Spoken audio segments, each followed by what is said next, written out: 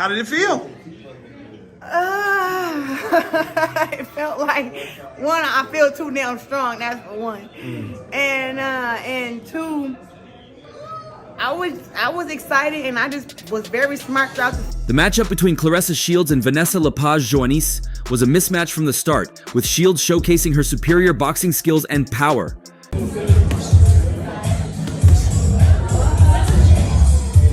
She dropped Joanisse 3 times in the second round, leading the referee to stop the fight. This victory marked a significant milestone for Shields as she claimed the WBC heavyweight and WBO light heavyweight titles, making her a 5-division world champion. Shields, already a 4-division world champion, was stepping up 2 weight classes to challenge for the WBC heavyweight and WBO light heavyweight titles. This was a bold move that had already raised some concerns around the sport.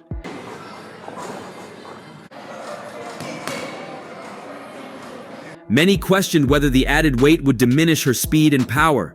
Joanisse, while holding the WBC heavyweight title, was seen by many as a placeholder champion, lacking the pedigree and experience of Shields.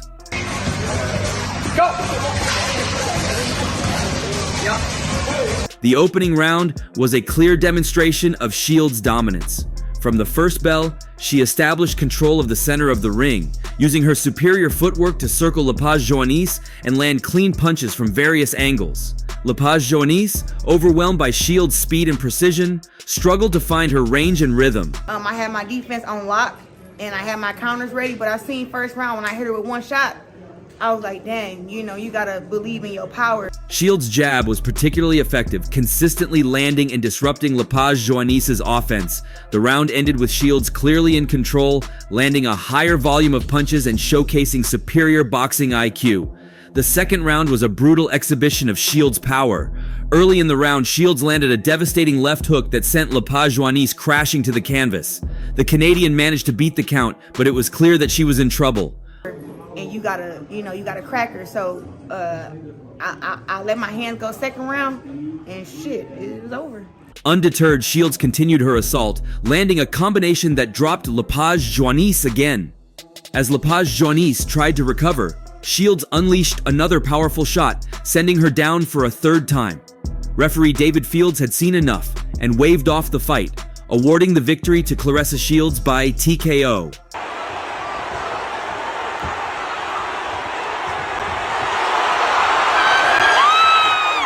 Shields' victory was a big moment in women's boxing. By capturing the WBC heavyweight and WBO light heavyweight titles, she cemented her status as one of the greatest female boxers of all time. Her ability to dominate at such a significant weight advantage is a testament to her exceptional talent and physical conditioning. The fight also highlighted the disparity in talent between the elite level of women's boxing and the rest of the division. While Shields is a generational talent, the lack of depth in the heavyweight division raises questions about the legitimacy of the title. A heavier weight class, Vanessa's strong. She's bigger. Her legs are 2 times the size of mine. Even though I'm taller, but everything on her body is bigger than me, so. Shields' victory has opened up numerous possibilities for her future. She could choose to defend her newly acquired titles, or she could move back down in weight to unify titles in another division. Regardless of her next move, one thing is certain: Claressa Shields has left an indelible mark on the sport of boxing. In the aftermath of her impressive win, Shields reflected on the fight with both humility and confidence. "I shocked myself, I'm not gonna lie," Shields admitted. She had anticipated a later round victory, possibly the 5th round, and approached the fight with a strategy of gradual accumulation of damage. "I started slow in the first round because I ain't no dummy. She's a heavyweight and she was punching." Yeah, I seen the first round. I went out there very, very cautious. I'm not a dumb fighter. Vanessa's arms and her legs, her back, and everything was bigger than mine. Shields' tactical approach paid off as she was able to land significant counter punches and capitalize on her opponent's mistakes. Her readiness to finish the fight once she had Joanisse in trouble was a testament to her fighting intelligence and skill. Shields noted that despite her initial expectation of a longer fight, her execution was flawless. "My goal was to go ahead and finish her. Her corner was up on the ring apron and the fight was over, but I guess the referee wanted me to throw one more right hand to put her down 3 times.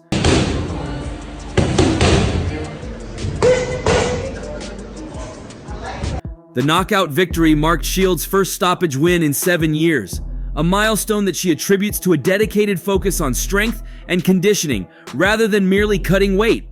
This win not only added 2 more belts to her collection, but also reinforced her position as one of the most formidable figures in boxing today.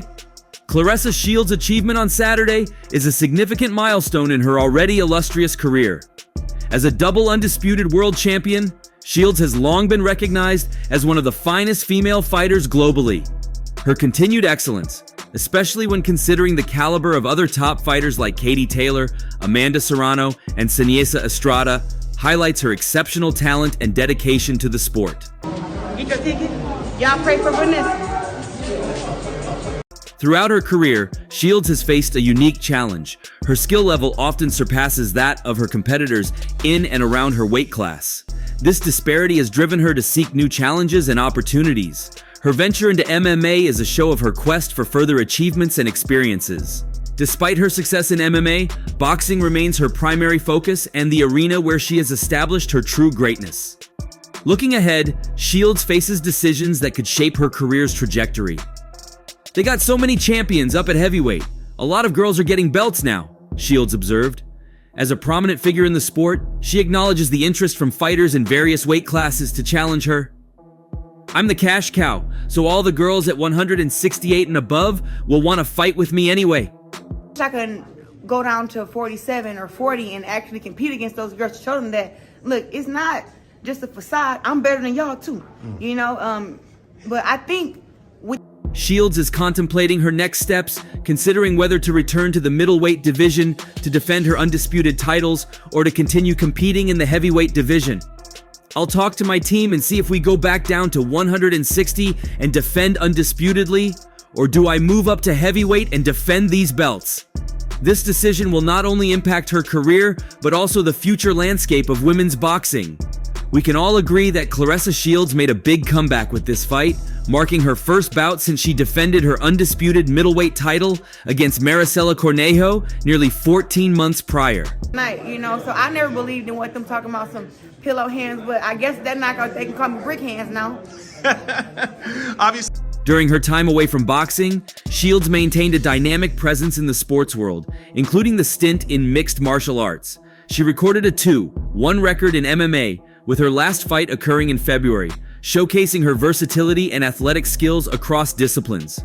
For this fight, Shields made notable adjustments to her training regimen. She initially gained 15 pounds, then lost 5 pounds, ultimately weighing in just under the 175-pound limit for this bout. This strategic weight fluctuation was part of her plan to optimize performance and strength. Shields' dietary adjustments included an increased intake of pho, a Vietnamese noodle soup, which she was able to enjoy more freely compared to her usual diet restricted by carb considerations during training camps. One of those fights will happen. I don't know if it's at 47, I don't know if it's at 40, but any of the girls who want to fight at 54, fight at 60, 68, 75, I'm not hard to make a fight with. Shields' preparation even extended beyond diet. It included specific changes to her strength and conditioning program. She sparred against larger opponents, including one who weighed 190 pounds, to build the necessary power and endurance. Looking at Vanessa in her fights, she pushed girls back because her legs are very strong, Shields noted during a pre-fight promotional visit to the Detroit Lions training camp. To counteract this, Shields focused on developing the strength in her legs and arms to ensure she could effectively push back her opponent and maintain control during the fight.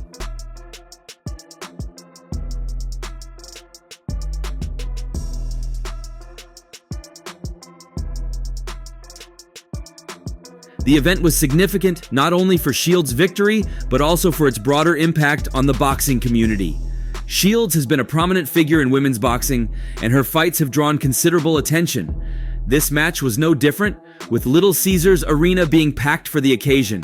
The venue, which had hosted Shields' debut fight the previous year, was once again a center of boxing excitement. The fight was headlined by Shields, and the arena saw a sold-out floor and a lower level that was mostly full, reflecting her draw and the interest in her career.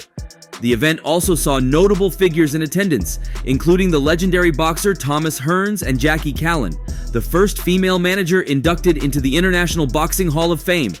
Their presence underscored the significance of the event and Shields standing in the boxing world. Skill-wise, but these girls possess other things like size and power and, strength and things like that I don't necessarily possess. Like I am working on getting stronger. The undercard featured several noteworthy bouts that contributed to the overall excitement of the event.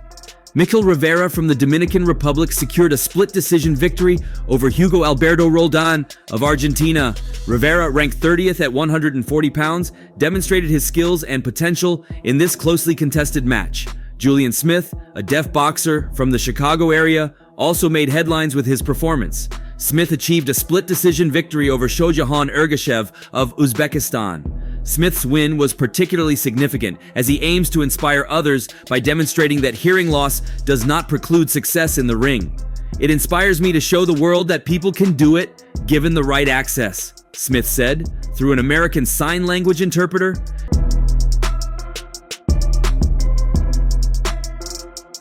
Now, before the fight, Claressa Shields, known for her moniker Greatest Woman of All Time, faced a big moment in her career as she moved up to heavyweight to challenge Vanessa Joanisse.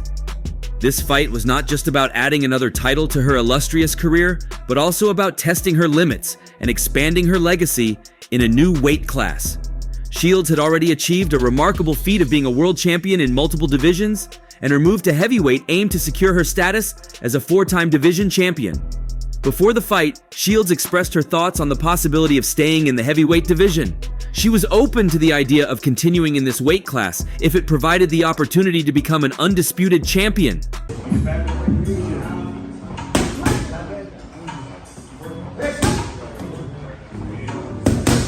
Her ambition extended beyond just winning titles. She sought to leave a lasting impact on the sport. "My goals that I have for boxing are way bigger than what everyone else can see," Shields said during her visit to the Detroit Lions training camp. She was aware of the expectations and discussions around her potential retirement, but felt there was more she could accomplish in the sport. Shields recognized the competitive nature of boxing and the constant influx of fighters looking to prove themselves. She believed there would always be challengers willing to face her, ensuring she would always have fights lined up. Vanessa Joanisse entered the fight as the WBC heavyweight champion, with the vacant WBO heavyweight title also up for grabs. Shields, however, did not see the fight going the distance. Yes. Claressa Shields has landed almost 80 punches. Kelsey DeSantis registering 0 on the meter right now. She confidently predicted a knockout, asserting her belief in her punching power, even in the heavyweight division. Shields felt that Vanessa Joanisse might underestimate her power, a mistake she believed would lead to a knockout victory. Despite being ranked No. 1 on the ESPN Women's Pound-for-Pound list and holding 2 Olympic gold medals, Shields often felt her accomplishments were not fully appreciated by fans. She expressed a sense of self-awareness about her journey, focusing on her personal appreciation of her achievements rather than seeking external validation. Shields reflected on the challenges of seeking recognition and the volatility of public opinion.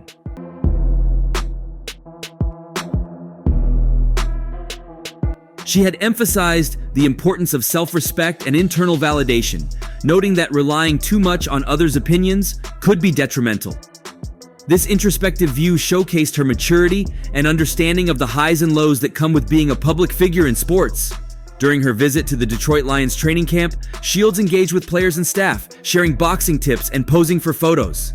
Shields' journey to heavyweight was not just a personal challenge, but also a strategic move to solidify her legacy in boxing.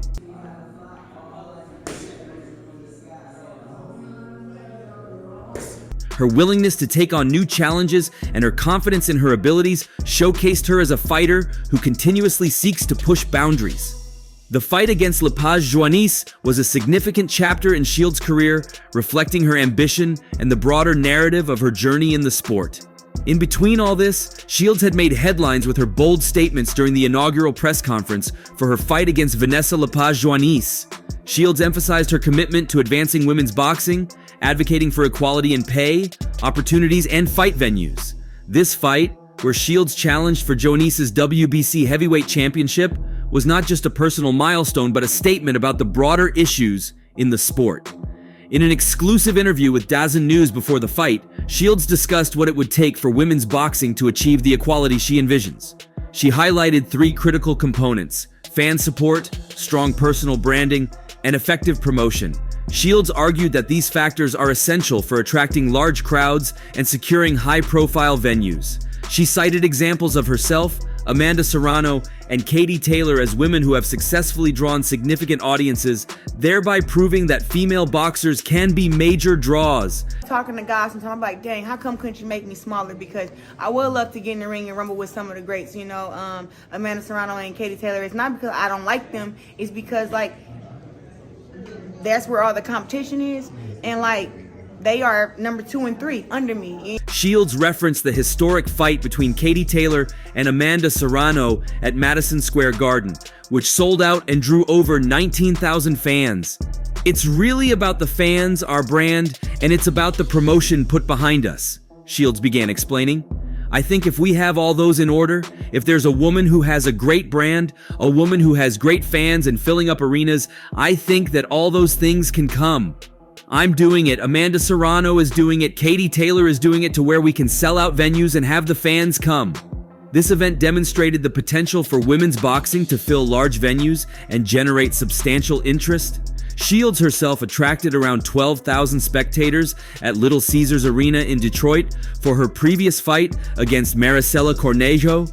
For her bout with Vanessa Joanisse, Shields aimed to match or exceed the 19,000 attendance figure, showing the importance of fan engagement in making a case for larger venues like the T-Mobile Arena. And we love Detroit. We love Detroit. But when I fought here in Flint, I had 7,000 people come out to my fight. So we need those same 7,000 to come to Detroit. Absolutely. I think a lot. Shields called on her supporters to help demonstrate that women's boxing deserves the same opportunities as men's boxing. She argued that success in filling smaller venues would strengthen her position in negotiations for larger, more prestigious locations. She also emphasized that her achievements, including 2 Olympic gold medals and multiple world titles, should not be the sole criteria for securing top venues. The ability to draw crowds is equally crucial. The issue of equal pay in boxing is a big concern for Shields. She pointed out the disparities in earnings between male and female fighters, even when their viewership and ticket sales are comparable. Shields recounted an instance where she learned that her viewership numbers surpassed those of Adrian Bronner, a male boxer, yet he received a much higher purse. This disparity led her to question the metrics used to determine pay and to advocate for more transparent and equitable compensation practices. Generational talent in Claressa Shields, who is all over her right now. To look for openings, style a little bit here in round. Shields' experience with pay inequity extended beyond boxing, reflecting a broader societal issue of gender wage gaps. According to her, in 2024, women in the United States earn, on average, 84 cents for every dollar earned by men, a statistic highlighted by Shields as indicative of the challenges women face in achieving financial parity.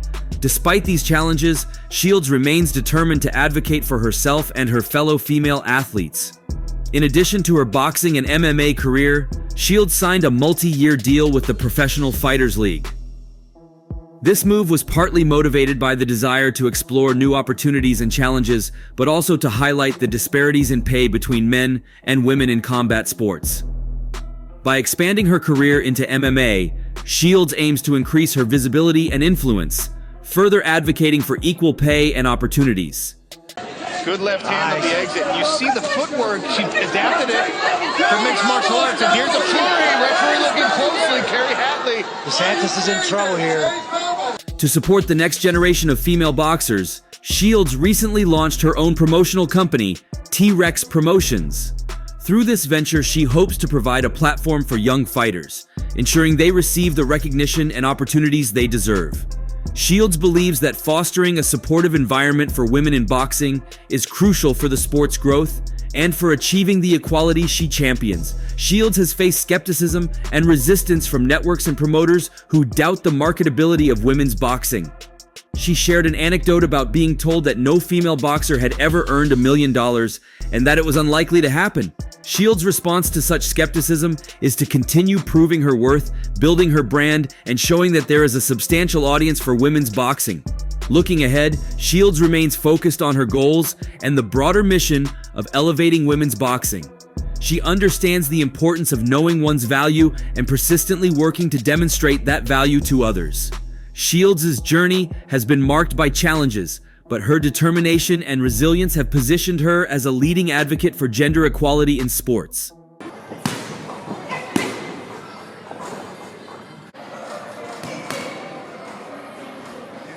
Shields' fight against Vanessa Joanisse was not just a contest for titles, it was a big moment in her ongoing campaign for equality in boxing. Her advocacy for equal pay, opportunities, and venues is part of a larger movement to recognize and reward the achievements of female athletes.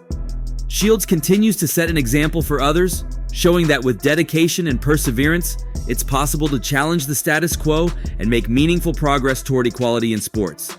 Well, what did you think of the fight? Share your thoughts below and don't forget to like and subscribe to the channel for more interesting updates. See you in the next one.